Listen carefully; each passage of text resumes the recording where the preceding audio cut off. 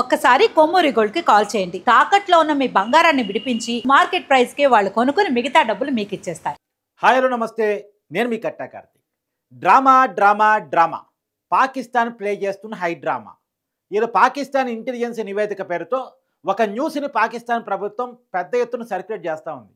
అదేంటి అంటే, రాబోయే 24 గంటల్లో భారతదేశం పాకిస్తాన్ మీద దండయాత్ర చేయబోతుందంట, యుద్ధం చేయబోతుందంట, పాకిస్తాన్ ఆర్మీ సిద్ధంగా ఉండాలి, పాకిస్తాన్ ప్రజలు సిద్ధంగా ఉండాలి అని చెప్పేసి పాకిస్తాన్ ప్రభుత్వం ఒక న్యూస్ని పెద్ద ఎత్తున సర్క్యులేట్ చేస్తూ ఉంది.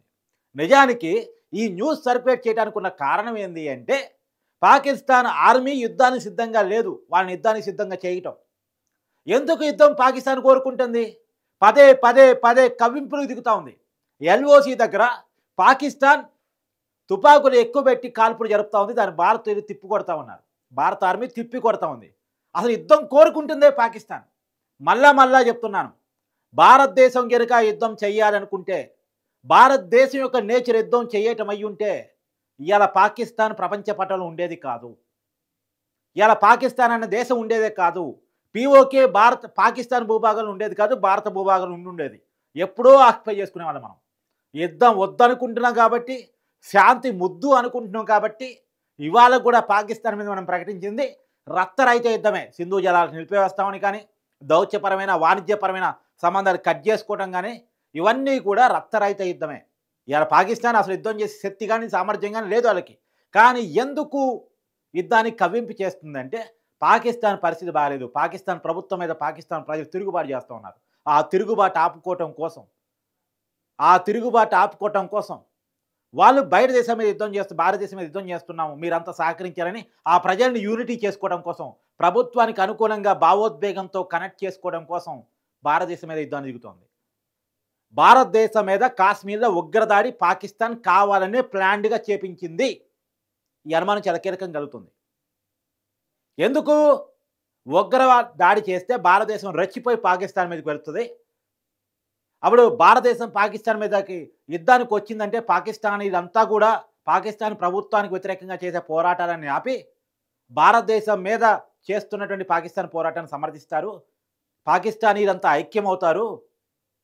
మళ్ళీ పాకిస్తాన్ అంటే ఐక్యమవుతారో లేదో, అసలు దేశానికి వ్యతిరేకంగా ప్రజలు ఉన్నారని మతాన్ని కూడా దీంట్లో జొప్పించేసి ముస్లిం అనే పదాన్ని బాగా స్ట్రెస్ చేస్తే పాకిస్తాన్ ప్రజలందరూ పాకిస్తాన్ ప్రభుత్వం పక్కన నిలబడతారని చెప్పేసి మొన్న కాశ్మీర్లో ఉగ్రదాడిని కూడా మతం పేరుతోటి, మళ్ళీ చెప్తాను, మతం పేరుతోటి, గతంలో ఎక్కడా కూడా ఉగ్రదాడులు మతాన్ని అడిగి చంపలేదు, కానీ మొన్న మాత్రం మతాన్ని అడిగి హిందువుల్ని చంపుతున్నామని చెప్తూ హిందువులను చంపారు. మేము మా టార్గెట్ హిందువులు అని చెప్పేసి హిందువులను నిర్ధారించుకొని చంపారు. దానికి కారణం ఏంటి? భారతదేశంలో ఆ మాట తెలుసుకున్న హిందువులంతా ముస్లింలు పడి ఇంటర్నల్ ఘర్షణ భారతదేశంలో వస్తాయి. దాన్ని చూపించి పాకిస్తాన్లో ఉన్న ముస్లిం అందరినీ కూడా ఐక్యం చేయొచ్చు, భారతదేశం మీద యుద్ధం ప్రకటించవచ్చు,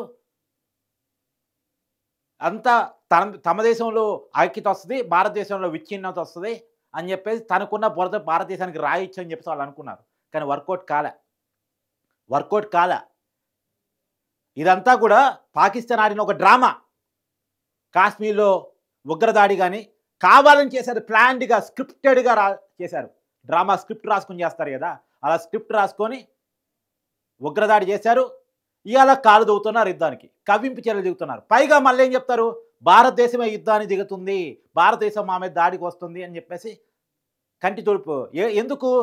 ప్రపంచంలో సానుభూతి కోసం, తనకి మద్దతు కోసం, టర్కీ మద్దతుకు వస్తుందని, చైనా మద్దతుకు వస్తుందని, భారతదేశానికి మద్దతు లేకుండా చేద్దామని సింపతి కోసం సింపతి డ్రామాలు ఆడుతున్నారు పాకిస్తాన్. ఉగ్రదాడి చేపించేది వాళ్ళే, ఆ ఉగ్రవాదులను దాచేది వాళ్ళే. ఎక్కడున్నారు ఆ ఉగ్రవాదులు? పాకిస్తాన్ ఆర్మీ క్యాంపుల్లో ఉన్నారు. ఇవాళ మొబైల్ పేడ్ యాప్లో ఆడారట ఉగ్రవాదులు. వాళ్ళని ఎన్ఐఏ మన విచారణ సంస్థ ట్రాక్ చేస్తూ ఉంటే వాళ్ళు ఎక్కడ చేరారు అంటే పాకిస్తాన్ ఆర్మీ క్యాంపుల్లో ఉన్నట్టు చేరారు. మరి పాకిస్తాన్ ఆర్మీ క్యాంపులో ఉగ్రవాదులు ఎందుకుంటే అసలు ఆర్మీ ఏం చేయాలి? ఉగ్రవాదులు కనపడగానే చంపేసేయాలి, లేదా భారతదేశానికి అప్పచెప్పేసేయాలి. కానీ దాచుకుంటుంది అంటే ఉగ్రదాడి పాకిస్తాన్ చేపించిందని అర్థం కావట్లేదా?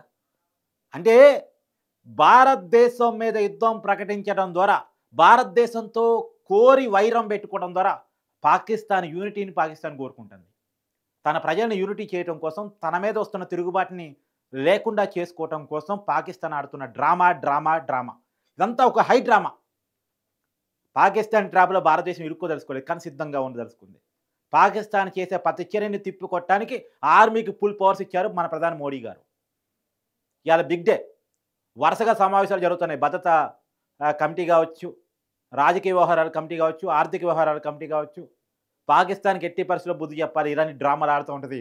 వాడి డ్రామా కోసం, వాడి ఇంట్లో ఉన్నటువంటి కలహాల కోసం మన ప్రజల ప్రాణాలు తీశాడు. మతాల మధ్య చిచ్చు పెట్టే ప్రయత్నం చేశాడు. మన దేశం యూనిటీగా ఉంది కాబట్టి సరిపోయింది, కానీ పాకిస్తాన్ ట్రాప్లో ఇరుక్కున్న దేశం కాదు కాబట్టి సరిపోయింది. కానీ మన దేశంలో మనకి నేర్పినటువంటి విలువలు, విశ్వసనీయత, మతాల మధ్య గొడవలు పెట్టుకోవడం కాదు కాబట్టి సరిపోయింది. కానీ వాళ్ళ యొక్క ఛాందస్వాదం మనం అయి ఉంటే ఇలా భారతదేశం హిందూ ముస్లిం గొడవ జరుగుండే. కానీ భారతదేశం మెచ్యూరిటీ ఉన్న దేశం. భారతీయులు చాలా మెచ్యూరిటీ ఉన్నారు. పాకిస్తాన్ వాళ్ళ లెక్క కాదు. మెచ్యూరిటీ ఉంది కాబట్టే పాకిస్తాన్ ట్రాప్లో మనం పల్లె. ఇవాళ పాకిస్తాన్ క్రియేట్ చేస్తున్న న్యూస్ అంతా ఫేక్ న్యూసే. ఇప్పుడు ఒక న్యూస్ పెద్ద ఎత్తున అవుతుంది. పాకిస్తాన్ ఆర్మీ చీఫ్ ఎక్కడ? పాకిస్తాన్ ప్రైమ్ మినిస్టర్ హాస్పిటల్ పాలయ్యాడా లేదా? పాకిస్తాన్ జవాన్ల మీద బెలూచిస్తాన్ లిబరేషన్ సమితి పోరాటం చేస్తుందా లేదా? 40 మంది పాకిస్తాన్ జవాన్లని బిఎల్ఎఫ్ ఎవరైతే బెలూచిస్తాన్ ఆర్మీ ఉందో, లిబరేషన్ ఫ్రంట్ ఉందో, వాళ్ళు హతమార్చారా లేదా? అంటే పాకిస్తాన్ ఆర్మీకి వ్యతిరేకంగా, పాకిస్తాన్ ప్రభుత్వానికి వ్యతిరేకంగా పాకిస్తాన్ ప్రజలు దండయాత్ర చేస్తూ ఉన్నారు.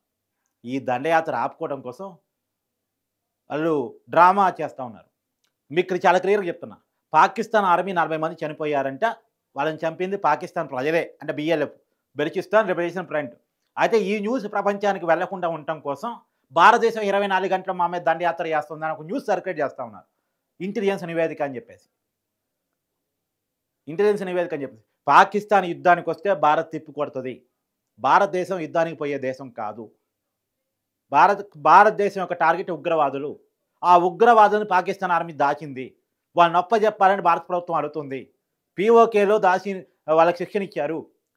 అంటే పాక్ ఆక్యుపైడ్ కాశ్మీర్లోనే వాళ్ళకి ట్రైనింగ్ ఇచ్చారు. ఇప్పటికే భారత ప్రభుత్వం దాన్ని గుర్తించింది. ఎన్ఐఏ దాన్ని గుర్తించింది.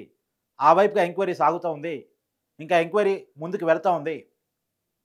కొంతమంది లోకల్ వాళ్ళ సహకారం కూడా తీసుకున్నట్టు ఇప్పటికే ఎన్ఐఏ అనుమానాలు వ్యక్తం చేస్తుంది. వాళ్ళని విచారిస్తూ ఉంది. ఇది వాస్తవాలను దాచి అబద్ధాలను ప్రచారం చేసి దొంగ అన్న చందంగా మళ్ళా సానుభూతిని పొందే ప్రయత్నం చేస్తూ ఉన్నాడు పాకిస్తాన్. ఎందుకంటే ఇవాళ తను దాడి చేస్తున్నాడు భారతదేశం మీద అంటే ఎవడు సపోర్ట్ రావడానికి వెనకాడతాడు.